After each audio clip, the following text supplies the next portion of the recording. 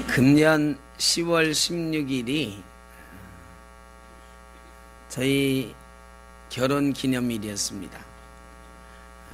결혼 25주년 기념일이었는데 제가 그때 필리핀가에 있었습니다. 그래가지고 25주년 결혼 기념일을 잘 챙기지 못하고 넘어갔어요. 평소에도 결혼 기념일이라 봐야 특별히 챙긴 건 없고 밥 한 끼 먹는 거 정도였는데 이번에는 아예 같이 보내질 못했습니다. 좀 섭섭하지요? 여기 결혼한 지 50년 되는 부부가 혹시 계십니까? 안좋은 집사님 가정이 50년 되셨어요. 염상희 권사님도 네, 참 감사한 일이지요. 예전에는 정말로 드문 일이라 금혼식하고 그랬는데 되게 그거 안 잊어버리죠. 내가 결혼한 지 몇 년 됐다. 요즘은요 그런 거 말고 또 다른 거를 젊은 사람들은 지켜요. 만난 지 100일. 근데 100일까지는 제가 이해를 하겠는데 만난 지 500일. 그거 어떻게 계산하는 거예요 도대체? 만난 지 1000일. 그거 잊어버렸다고 또 막 섭섭해하고 화내는 사람들도 있고 그래. 저번에 이수영 집사님 가정에서 밥을 한번 사는데 제가 환갑이라 사셨나 했더니 그게 아니고 교회 나온 지 6개월 되셨다. 그래서 밥을 사신다, 밥을 내신다 그랬어요. 이게 말이죠. 우리에게 언제부터 몇 년이다, 언제부터 며칠이다 하는 어떤 기준이 되는 시점이 있어요. 그런 날들이 있습니다. 대개 그것을 중요하게 생각하는 사람들은 그 사건을 삶의 굉장히 중요한 부분으로 삼고 있는 것입니다. 만난 지 50일 됐다, 100일 됐다를 계속 헤아리는 사람은 누군가와의 만남이 내 인생을 바꿔놓았고 내 인생의 지금 현재는 가장 중심에 있는 사건이라고 생각을 하는 거예요. 그래서 만난 지 며칠 따지면서 사는 거죠. 오늘 하나님께서 유월절을 제정하시면서 이제 애굽의 모든 장자들을 죽이겠다, 이스라엘 백성의 장자는 살려주겠다 하시면서 이 날을 너희의 새해 첫 달로 삼으라. 이번 달부터 새해의 첫 달이 되게 하라. 지금으로 따지면 6월절은 우리나라에 한 4월쯤 됩니다. 부활절하고 비슷하죠. 왜냐하면 6월절 이후에 3일 만에, 6월절 만찬 이후에 만 사흘 만에 예수님이 부활하셨으니까 부활절하고 6월절이 비슷합니다. 그게 되게 3월 말이나 4월 초쯤 되죠. 봄입니다. 요 때를 이스라엘 백성이 앞으로 살아가는 동안 새해의 첫 번째 달이 되게 해라. 그 말은 출애굽 사건을 이스라엘의 삶의 중심에 놓고 살아라, 이렇게 말씀하십니다. 출애굽에 특별히 6월절이 일어났던 요 기점을 꼭 기억하고 이 6월절 사건을 너희 삶의 중심에 두고 기억하고 살아라. 매해 첫 달이 될 때마다 이때 우리가 출애굽한 달이야, 6월절이 있는 달이야, 이렇게 기억을 하라는 거지요. 출애굽 중심의 이스라엘의 역사가 시작이 되는 것입니다. 금년이 몇 년도죠? 2018년. 여러분 1년, 2년, 100년, 200년, 300년, 500년, 1000년, 2000년 지나서 2018년이 됐습니다. 그러면 2018년은 언제부터 2018년이에요? 예수님 오신 후부터 2018년. 여러분 그거 혹시 기억하고 사시나요? 매해 첫 달이 될 때마다, 첫 해가 될 때마다, 첫 번째 1월이 될 때마다 아, 올해 예수님 오신 지 2019년 되신 해가 시작되는구나. 금년이 지금 마무리되어 가고 있는데 야, 예수님 오신 지 2018년 되는 해가 마무리되어 가고 있구나. 이렇게 생각을 하고 사시나요? 사실 그런 사람 별로 없죠. 그냥 2018년이 지나가나 보다.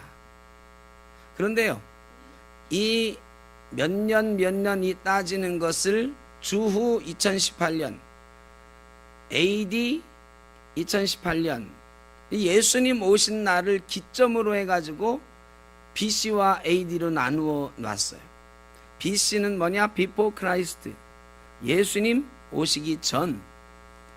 AD, 안노 도미네, 예수님 오신 이후. 이건 라틴어예요. BC, Before Christ는 영어고 AD는 라틴어로 되어 있는 거죠. 그래서 BC와 AD로 나뉘는 것입니다. 역사는 예수 그리스도가 중심이세요. 우리 예수 믿는 사람들은 특별히 예수 그리스도를 삶의 중심으로 놓고 살아가는 사람들이에요. 여러분 어떻습니까? 지금 달력이 예수 그리스도 오신 이후에 2018년 이렇게 되고 있는데, 특별히 우리 예수 믿는 사람들은 예수님 중심으로 살아가야 되잖아요. 여러분 그렇게 살고 계신가요?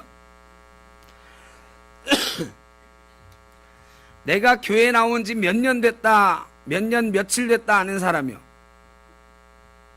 며칠까지는 모르시나? 그럼 몇 년 됐다, 나 예수 믿은 지 몇 년 됐다 아시는 분?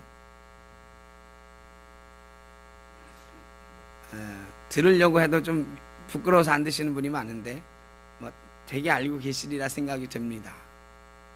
그런데 세례받은 해와 날짜를 기억하고 계시는 분,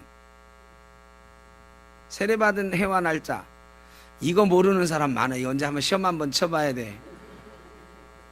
응? 손을 들라고 하면은 안 들어도 얼굴은 나는 아는데 안 들어 하는 표정을 짓고 계시는데 시험 한번 쳐봐야 돼요. 내가 예수 믿은 지 얼마나 됐는지, 세례받은 지 얼마나 됐는지, 집사 임명받은 지 얼마나 됐는지, 권사 임명받은 지 얼마나 됐는지, 이런 거 기억하고 있는 사람, 이런 걸 기억하는 게 특별히 중요한 게 아니고요. 그런 사람은 내가 예수 믿었다는 사실을 중요하게 여기고 내 삶의 중심으로 여전히 삼고 있는 사람. 야, 내가 금년으로 예수 믿은 지 벌써 50년 됐구나. 야, 내가 금년에 권사된 지 벌써 30년 됐네. 이걸 매번 기억하는 사람은요, 그 예수 믿는 삶, 예수님이 주신 직분, 이런 것들을 삶의 중심에 놓고 살아가니까 매번 헤아리고 기다리고 기억하고 있는 거예요. 전혀 생각 없이 그냥 지나간다는 것은 내 삶이 그저 세상 흘러가는 대로 살아가는 거지, 예수 믿은 삶이 내 삶의 중심이 못 되고 있다는 거죠. 반드시 100% 그렇다고는 못하더라도 이런 것들이 내 삶의 중심이 뭔가를 알게 해주는 중요한 기준이 되긴 합니다. 하나님께서 6월절이 있는 달을 새해의 첫 달로 삼으라. 이 말씀은 출애굽 사건, 6월절 사건이 이스라엘 민족의 삶의 중심이어야 된다는 것을 얘기하고 있는 거예요. 그래서 6월절은 그만큼 이스라엘에게 중요한 날이에요. 하나님이 6월절을 철저히 계획하고 준비시키시는데요, 첫 번째 준비하라고 한 게 뭐냐면 어린 양이나 염소를 준비해라 그랬어요. 원래는 어린 양을 준비하는 것입니다. 어린 양, 순결함의 상징인 양을 준비하는 건데, 어린 양을 준비하지 못할 만큼 가난한 사람은 염소를 해도 좋다 하시는 거예요. 원래는 양을 요구하시는 건데 가난한 사람들은 염소가 훨씬 싸거든요. 염소를 해도 좋다. 그래서 어린 양으로 일단 통일해서 부르기로 하겠습니다. 어린 양을 준비해 가지고 잡아라. 그 어린 양을 잡아 가지고 그 피를 자기 집의 문설주와 인방에 바르라. 이게 첫 번째 하나님의 유월절에 대한 명령이었습니다. 한번 생각을 해봤어요. 하나님께서 나중에 보면 우리가 13절에 내가 애굽 땅을 칠 때에 그 피가 너희가 사는 집에 있어서 너희를 위하여 표적이 될지라. 내가 피를 볼 때에 너희를 넘어가리니 재앙이 너희에게 내려 멸하지 아니하리라 그랬어요. 그 피를 보고 내가 뛰어넘어가겠다 말씀하셨거든요. 그런데 한 가지 의아한 부분이 있습니다. 여러분, 10번째 재앙이 있기 전에 9가지 재앙이 있었어요.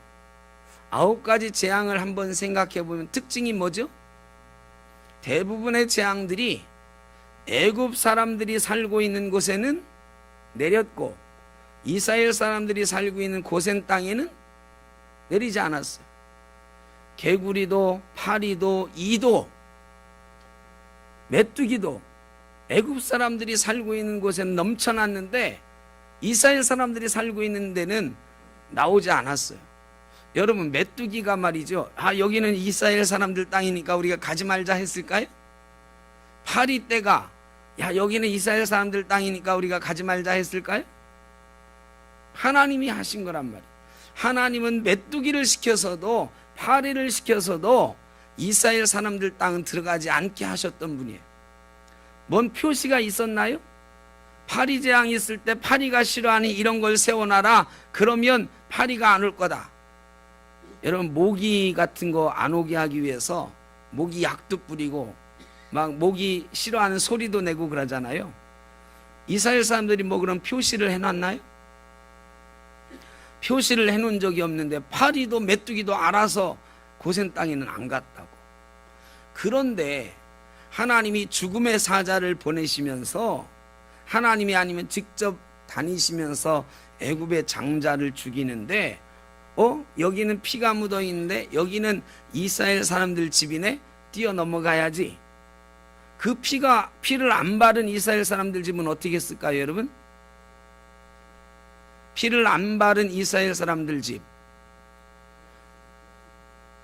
그 집은 장자가 죽었습니다. 여러분, 피를 안 바른 집은 죽었어요. 이스라엘 사람인지 하나님이 모르셔서 오해하고 들어가서 죽이신 걸까요? 어린 양의 피를 바른 집만 살려주셨어요. 그러면 그 피가 없으면 하나님이 모르는 걸까요? 아니요. 9가지 재앙 그런 표시가 없어도 다 이스라엘 사람들 집은 빼놨어요. 그런데 이번에 10번째 재앙에서는, 장자를 죽이는 재앙에서는 피를 바르라고 하세요.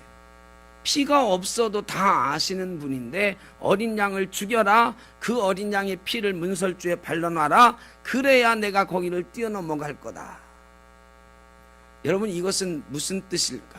하나님은 왜 굳이 어린 양을 잡아서 피를 바르라고 하신 걸까? 하나님이 모르셔서는 아니에요. 9가지 재앙을 보면 틀림없이 그런 표시가 없어도 하나님은 구분하실 수 있었어요. 그런데 어린 양의 피를 굳이 바르라고 하신 이유는 피가 필요했다는 거예요. 어린 양의 죽음이 필요했다는 거예요. 6월절은 심판의 날이에요. 하나님을 믿지 않는 사람들에게 장자의 죽음이 내려지는 심판의 날이에요. 여러분, 이 땅이 심판될 때에 심판에서 자유로운 사람은 하나도 없습니다. 여러분, 우리의 죄로 인해서 우리가 심판받는다고 하면 그 죄 없다고 인정받을 사람이 있어요, 없어요? 의인은 없나니 하나도 없다. 다 죽어야 되는 거예요. 그런데 어떤 사람은 살았어요? 어떤 사람은 살아요? 예수 그리스도의 보혈의 공로를 믿는 사람, 예수 그리스도의 피로 힘입은 사람은 살아남는 줄로 믿습니다. 지금 그거를 예시해 주고 계시는 거예요. 이스라엘 사람들도 하나님의 심판에서 자유롭지 못하다. 그러나 어린 양이 대신 죽음으로 그 피를 발라놓으면 이 집은 이미 어린 양이 대신 죽음으로 심판을 받았다라는 것으로 내가 인정해 주겠다는, 어린 양이 대신 죽는 거예요. 누구 대신 죽느냐? 이스라엘의 장자들 대신 죽는 거예요. 피 흘림이 없으면 죄사함이 없다고 그랬습니다. 이 심판 아래 구원받으려면 피 흘림이 있어야 된다. 지금 이스라엘 사람들 대신해서 누가 죽은 거라고요? 어린 양이 죽은 거예요. 우리를 대신해서 예수 그리스도께서 피 흘려 죽으신 거예요. 예수 그리스도의 보혈의 자국이 우리에게 없으면 우리도 심판을 면하지 못할 줄로 믿습니다. 이스라엘 사람이라도 그거 안 믿고 아니면 게을러서 문설주에 피 안 발라 놓은 사람들의 장자는 다 죽었다고. 어린 양의 보혈의 피가 우리를 심판에서부터, 죽음에서부터 구원해 내는 것입니다. 저와 여러분도 죽을 수밖에 없는 죄인이지만 예수 그리스도께서 십자가 보혈을 흘려주심으로 저와 여러분이 살게 된 줄로 믿습니다. 13절에 보면 그 피가 너희가 사는 집에 있어서 너희를 위하여 표적이 될지라 그랬어요. 어떤 표적이냐? 유월절 어린 양의 피는 표적이에요. 어떤 표적일까요? 유월절이라고 하는 이 명절의 이름을 히브리 말로는 페사흐라고 말합니다. 페사흐. 이집트 말로는 페쉬라고 그래요. 이 페사흐라고 하는 단어가 뛰어넘다 이런 단어가 아니에요. 원래 이 단어의 뜻은 페쉬라고 하는 이집트 말도 그렇고 페사흐라고 하는 히브리 말도 그렇고 원래의 뜻은 날개를 펴서 보호하다 이런 뜻이에요. 어린 양의 피가 문설주에 발라짐으로 하나님께서 그것을 표적을 삼으셨는데 어떤 표적을 삼으셨느냐? 두 팔 벌려 이스라엘 백성들을 보호하시는 표적으로 삼으신 줄로 믿습니다. 예수 그리스도의 보혈이 저와 여러분을 날개처럼 보호하시는 줄로 믿습니다. 요한복음 1장 29절에 보라 세상 죄를 지고 가는 하나님의 어린 양이로다. 세례 요한이 예수 그리스도를 보고 세상 죄를 지고 가는 어린 양이라 그랬어요. 그 예수님은 유월절에 어린 양들이 흠없고 깨끗한 어린 양들이 죽임당한 것처럼 우리 죄를 위해서 십자가에서 죽임당하시는 하나님의 어린 양 예수 그리스도. 예수 그리스도는 그 보혈 흘리심으로 저와 여러분을 구원하신 것입니다. 십자가의 복음은 죽을 수밖에 없는 죄인이 예수 그리스도의 보혈의 피 바름으로 하나님의 심판에서 면제되게 된 것을 말하는 것입니다. 저와 여러분은 그 심판에서 면제된 것을 감사합니다. 그 심판에서 면제되어 이 자리에서 하나님을 찬양하게 된 것이 얼마나 감사한 일입니까? 자, 유월절 어린 양의 피를 바르고 그 안에서 그 다음에 할 일은 양고기를 어떻게 하는 거예요? 먹는 거예요. 양고기를 먹는 거예요. 어린 양 생각하면 가엾잖아요. 유월절 생각하면 우리나라에 말이죠. 복날 돌아올 때마다 두려워 떠는 게 누구예요? 견공들이 두려워 떨 견공들이. 물론 문화적인 차이로 호불호가 있습니다만, 자, 유월절이 되면은 두려워 떠는 게 뭘까요? 1년 된 어린 양들. 어린 양들 죄도 없고요. 아직도 더 살 수 있는데 죽임을 당해. 사람들의 죄를 대신해서 죽임을 당해. 죽임을 당하는 것까지도 좋은데 그 고기를 사람들이 먹어요. 좀 미안하지도 않나? 내 죄를 대신해서 네가 죽었으니 야, 네 시신은 잘 묻어줄게 해야 되잖아.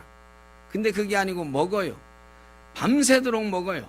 먹다가 남은 건 어떻게 하라고요? 태워서 하나도 남김없이 태워버리래. 어린 양은 온전히 사람들을 위해서 희생하는 것입니다. 예수 그리스도께서 온전히 피 흘리시고 살찌지시고 마지막 죽기까지 십자가에서 내려오지 않고 참으셨던 것처럼 어린 양은 온전한 희생을 바치는 것입니다. 예수 그리스도의 살을 우리도 먹습니다. 예수 그리스도의 피를 우리도 마십니다. 언제?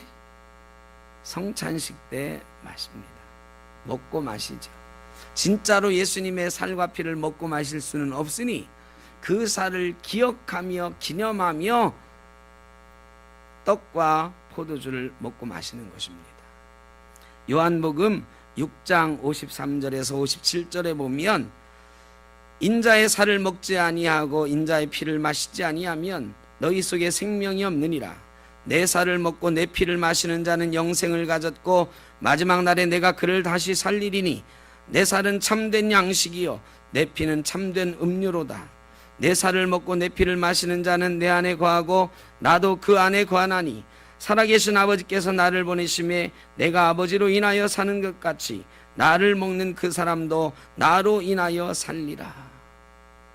예수 그리스도를 먹는 사람이 예수 그리스도와 더불어 산다는 거예요.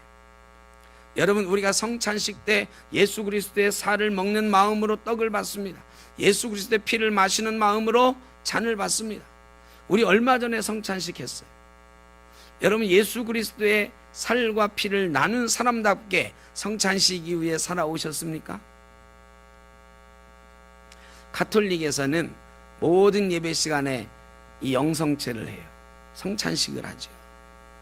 설교보다도 그걸 더 중요하게 생각해요. 그래서 설교 강론은 5분만 하고 모든 사람이 나와가지고 직접 떡을 받죠. 여러분, 그건 뭐냐? 우리가 이 예배에 참여한다는 것은 예수 그리스도의 피와 살을 마시고 먹는 예식에 참여하는 거다. 원래의 의미는 그런 의미가 있는 거예요. 그래서 우리가 매주 예배 드리잖아요. 매주 예수 그리스도의 살과 피를 먹고 마시고 나간다 생각하시면 돼요. 그러면 여러분은 매주 예수 그리스도의 형제되고 매주 예수 그리스도의 자매가 되는 체험을 하고 나가는 거예요. 여러분, 지난 한 주간 살아갈 때에 예수 그리스도의 살과 피를 나눈 사람답게, 예수 그리스도의 형제 자매답게 살아내셨습니까? 살과 피를 먹는다는 건 뭐냐? 양고기를 먹으면서 이스라엘 사람들이 내가 이제부터는 하나님 뜻대로 살겠습니다. 내가 이제부터는 출애굽 6월절 사건을 내 삶의 중심에 놓고 살겠습니다 라고 하는 다짐으로 양고기를 먹는 거예요. 예수 그리스도의 살과 피를 성찬식에 먹으면서 이제 내가 예수님을 내 마음에 모시고 예수님과 더불어 살아가겠습니다 고백하는 것 아니겠습니까? 우리 삶의 중심이 예수 그리스도가 되시기를 주의 이름으로 축원합니다. 그 다음에 양고기를 먹는과 동시에 같이 먹으라고 한 게 있어요. 첫째는 무교병이에요.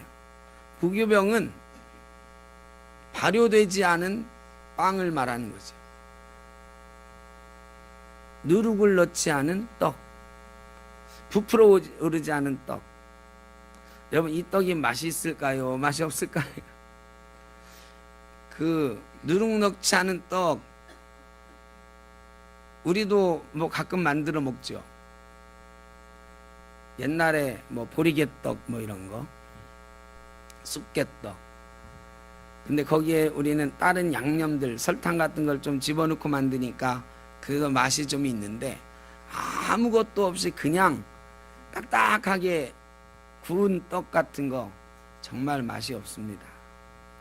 여러분, 이 누룩 없는 떡을 먹어요. 6월절에 누룩 없는 떡을 먹는 것은 무슨 이유일까? 이제 하나님께서 어린 양의 피로 너희를 구원하셨으니 이제부터는 누룩 없는 삶을 살아가라. 누룩은 세상의 습관, 죄의 습관을 말하는 것입니다. 그리고 예수 그리스도를 먹고 마시는 사람은 세상 습관을 버리고 좀 밋밋하지만 예수님께서 원하시는, 하나님께서 원하시는 삶을 살라는 거예요. 근데 세상 사는 재미가 어땠습니까? 좀 밋밋합니까? 아니, 예수 믿는데 너무너무 재밌게 사는 사람들 많아. 근데 가만히 보면 예수 믿고 나서도 여전히 세상의 습관들이 그 마음과 몸에 남아 있어서 예배 시간에는 꾸벅꾸벅 졸아도 세상에 나가면 신나게 살아요. 세상 습관으로 말이죠. 예수 믿으면 그 삶에서도 세상 습관이 제거돼야 된다. 무기병하고 같이 먹는 게 뭐냐? 쓴나물. 저희 아버님이 쓴나물 좋아하세요. 우리가 쓴나물 그러면 생각하는 게 뭐죠? 쓴바귀, 고들빼기. 고들빼기 김치 저도 좋아합니다. 근데 이 쓴나물 먹으라 그러니까 고들빼기 같은 거 같이 먹었나? 이렇게 생각하면 안 돼요.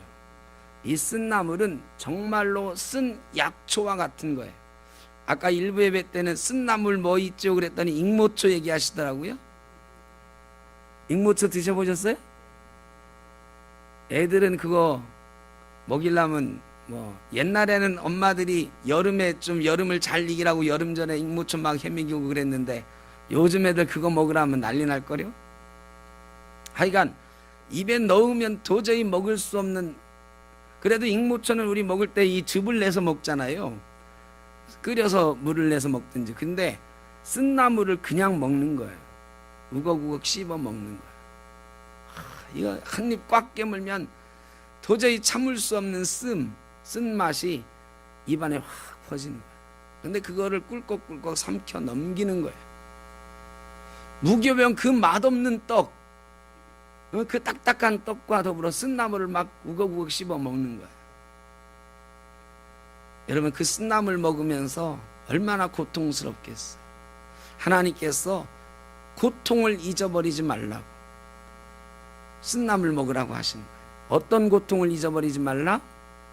애굽에서 종살이하던 고통을 잊어버리지 말라. 우리가 일본에게 36년간 종살이했어요. 나라를 빼앗기고 살았어요. 그래, 우리도 지금 그러잖아요. 용서는 하되 잊지는 말자. 근데 잊어버리고 사는 사람도 많아요. 어쨌든 잊지 말라는 거예요. 일본에게 종살이할 때 그 고통을 잊어버리지 마라. 다시는 나라 없는 백성으로 살지 마라. 다시는 애굽에서 종살이하던 때와 같은 그 고통스러운 순간으로 돌아가지 마라. 그러려면 하나님 섬기고 잘 살아라 하는 거예요. 그런데 그 뒤에요, 6월절을 매년 이스라엘 사람들이 지키면서도 애굽에서 종살이하는 것 잊어버리고요, 하나님께 범죄해요. 그래서 블레셋에 종살이하죠, 미디안에 종살이하죠, 암몬에 종살이하죠. 수도 없이 많은 사람들의 종살이. 그러다 결국 나라 없는 백성으로 2000년 동안 살게 되잖아. 쓴나물을 매번 먹으면서도 잊어버리는 게 사람이다. 여러분, 우리에게도 하나님 말씀하시는 거예요. 잊어버리지 말라고. 뭘 잊어버리지 말라고? 죄의 고통을 잊어버리지 마라. 죽음의 고통, 두려움을 잊어버리지 마라. 여러분, 우리가 예수 믿기 전에는 죽음에 대한 두려움이 얼마나 가득했나, 죄로 인한 고통이 얼마나 가득했나. 그러나 이제 예수님께서 죄로부터 우리를 해방시켜 주시고 죽음의 고통으로부터 우리를 해방시켜 주셨으니 예전에 그 고통 잊어버리지 마라. 잊어버리면 다시 그 고통을 맛보면서 살아가야 된다. 그런데 잊어버릴 때가 참 많아요. 이스라엘 백성이 잊어버리는 것처럼 우리도 망각의 병에 사로잡혀서 잊어버리고 살 때가 너무나도 많아. 그래, 또다시 죄의 종로로 타고 돌아올 때에는 회개하면서 눈물을 흘며 돌아옵니다. 언제나 우리는 하나님 앞에 지난 한 주간 그래도 사탄의 권세를 이기고 죄의 고통을 이기고 주님 앞에 이렇게 즐거운 마음으로 나오게 되었습니다 할 때가 있을까요? 매일 나와서 눈물로 회개하고, 주님, 지난 한 주간도 죄 가운데 살았습니다. 그래도 하나님이 용서하시니까 다행인데, 그래도 지난 한 주간은 죄 가운데 살지 않고 주님 뜻대로 잘 살다 왔습니다. 하나님 감사합니다. 이렇게 기도하면 얼마나 좋겠습니까? 근데 자꾸 잊어버리다 보면 나중에는 그 죄의 고통이 우리를 삼켜버리게 되는 것입니다. 양고기를 먹고 무교병과 쓴나물을 먹는데요, 먹는 복장도 알려주셨어요. 여러분, 양복 입어야만 되는, 정장을 입어야만 되는 식당에 가본 적 있으신가요? 우리나라는 그런 식당이 많지는 않은 것 같아요. 그죠? 호텔 식당도 양복 안 입었다고 빠꾸 맞은 적은 별로 없는 것 같아요. 제가 양복을 뭐 평소에 넥타이 메고 이렇게 잘 안 다니거든요. 근데 호텔 같은데 가서 밥 먹어도 뭐라고 하는 사람이 없어요. 근데 외국에는 듣기로는 정장 안 하면 못 들어가는 식당들이 꽤 있다고 하더라고요. 그래, 옷차림을 먹는 거에 따라서 격식을 갖추게 돼 있어요. 하나님이 이 무교병과 쓴나물과 양고기를 먹는데 격식을 갖추고 먹으라고 그랬어요. 옷을 준비하고 먹으라. 어떤 옷을 준비하라고 했느냐? 일단 옷을 하나 입죠. 옷이 하나밖에 없어요. 이스라엘 사람들은 뭐 그냥 속옷 하나 그냥 좀 매고 겉으로는 옷 하나 해서 허리띠를 묶는 거예요. 자, 첫 번째는 허리띠를 단단히 동여매라. 여러분, 밥 먹을 때 허리띠 이스라엘 사람들 보통 안 매요. 그냥 허리띠는 풀어두고 이 풀어진 채로 보통 이 밥을 먹을 때가 많거든요. 이 누워서 비듬이 누워서 먹거든. 그런데 허리띠를 단단히 동여매고, 여러분 집에 들어갈 때는 무조건 신발을 벗어요. 그 사람들은 신발 벗고 발을 씻는 게 제일 첫 번째 일이잖아요. 그런데 집 안에서 지금 밥을 먹고 있는데 신발을 동여매래요. 우리가 신는 이런 신발은 신는데 10초면 되죠. 이 구두칼만 있으면 뭐 10초 안에 단단하게 신습니다. 그런데 이스라엘 사람들이 신는 신, 가죽 신은 달라요. 멀리 떠날 때, 여행할 때 신는 가죽 신은요, 그냥 이렇게 평평하게 돼 있고 이 모양으로 이렇게 오려놓은 가죽이에요. 그리고 양쪽 끝에 뭐가 있어요? 구멍들이 있고 끈이 있는 거야. 이 구멍을 이렇게 연결해 가지고 어떻게 하는 거예요? 끈을 하나하나 조여 매는 거예요. 이게 신들매라잖아요. 신들매. 이 신을 이렇게 묶어 매는 끈. 그래가지고요, 이 신발 신는 게, 여행 떠날 때 신발 신는 거 만만하지가 않아요. 가까운 데는 그냥 뭐 요즘으로 말하면 슬리퍼 같은 거 간단히 신고 나갈지 몰라도 먼 길 가려면 단단히 그 가죽끈을 조여 매면서 준비해야 돼. 신발 신는 시간이 오래 걸려요. 근데 그 신발을 미리 신고 먹으라. 그 다음에 한 손에 지팡이를 들고 먹어라. 여러분, 허리띠를 동여매고 신발끈을 묶고 지팡이 가진 것, 이거 뭐 하는 사람이에요? 여행 떠나는 사람이에요. 여행 떠날 준비를 하고 먹어라. 자, 밥이 맛있는 밥도 아니에요. 지금 무교병에다가 쓴나물. 그런데 여행 떠날 준비하고 한 손에 지팡이를 들고 먹으라 해요. 그럼 한 손으로 먹는 거죠. 한 손으로 어떻게 먹어요? 한 손으로 그냥 확 움켜쥐고 말이죠.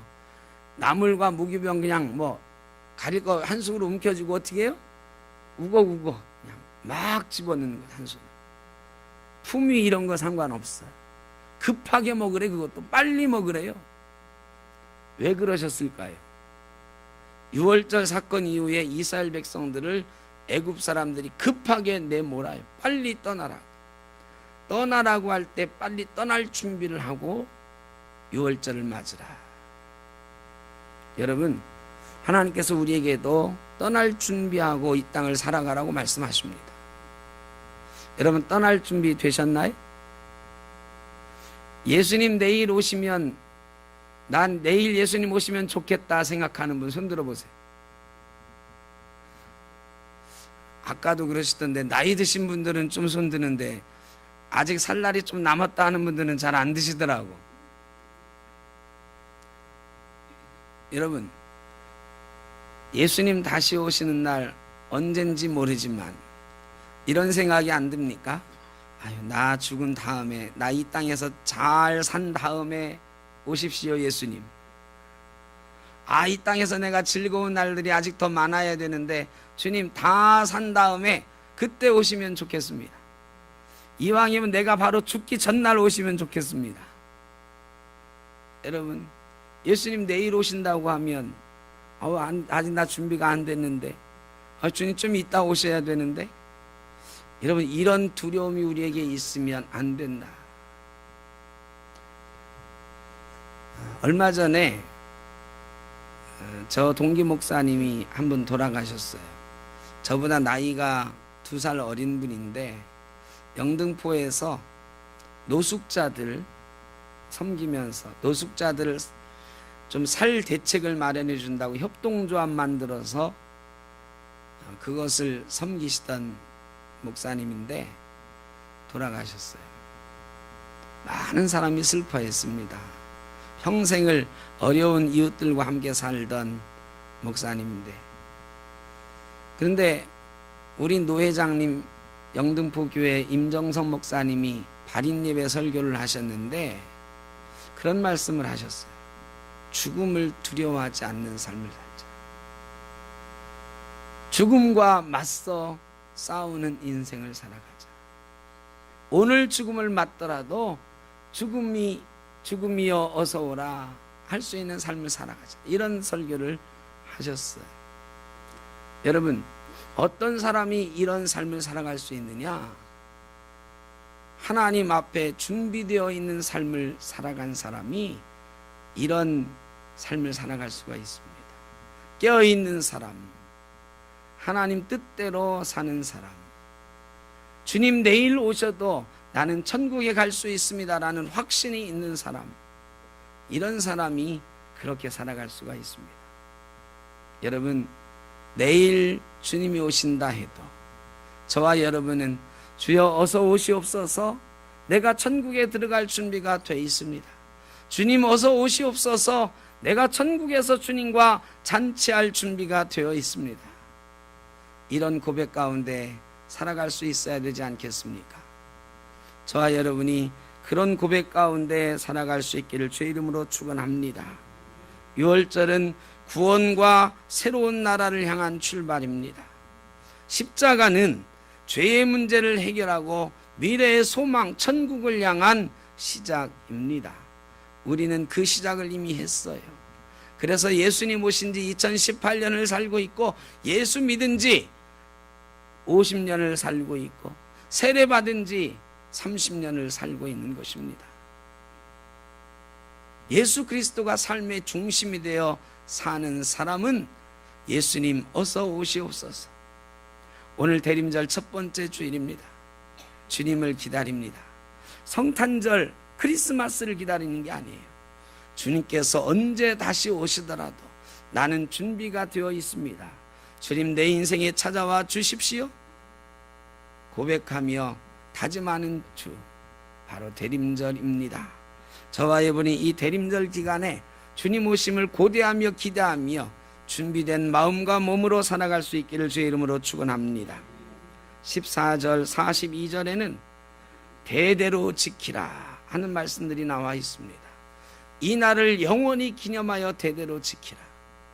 여러분, 예수 그리스도의 보혈의 공로로 구원하신 날, 구원의 밤, 심판의 밤, 여러분 저와 여러분 대에서뿐만 아니라 이 다음 대에도 우리 후손들에게도 대대로 기억되는 구원의 날 되기를 바랍니다. 그리고 어떤 이에게는 심판의 밤이었지만 어떤 이에게는 여호와의 밤이었습니다. 어떤 이에게는 예수 그리스도의 밤입니다.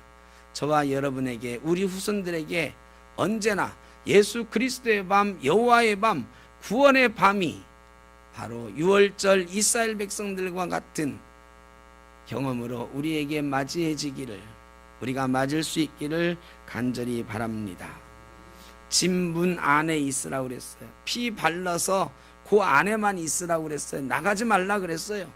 여러분, 예수 그리스도의 피로 우리를 발랐으면 그 예수 그리스도 밖으로 나가면 안 된다고 말씀하십니다.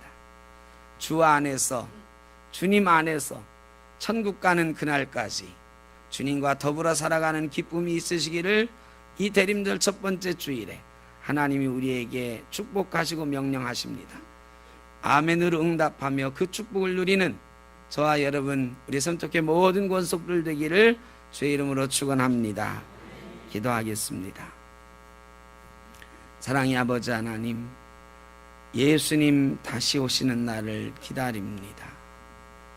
6월절 어린 양이 피 흘려 이스라엘 백성들을 구원하게 한 것처럼 예수님 피 흘리심으로 우리를 구원하셨으니 우리가 주님의 형제된 자매된 자로 주님 오심을 기다리며 승리의 날, 구원의 날, 여호와의 날, 예수 그리스도의 날 바라보며 날마다 살아갈 수 있도록 복내려 주옵소서.